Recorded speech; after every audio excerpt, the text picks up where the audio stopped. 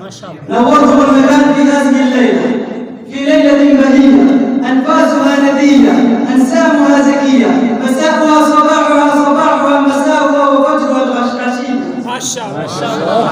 أقول في كل هذه الأوقات مرحبا بكم مرحبا بكم، وأشكركم جميعا بأخلص كلمات الشكر والتقدير، وخاصة مدير الجامعة ونائبه وعميد الدراسات وأساتذتي الكرام الذين هم بذلوا جهودهم في عقد هذه الحفلة المباركة، فجزاه الله عنا أحسن الجزاء. ما شاء الله.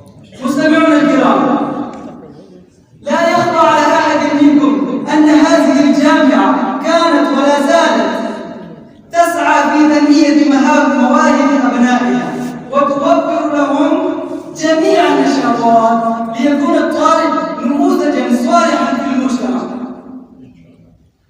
ومن أبرز هذه النشاطات هو عقد هذه الحفلة في كل سنة للممارسة على فن الكتابة والخطابة وللممارسة على تلاوة القرآن الكريم والأناشيد والمسرحيات وغير ذلك. فمواصلة بهذه السلسلة الذهبية التربوية المباركة أتوجه بندائي إلى الأخ القارئ نور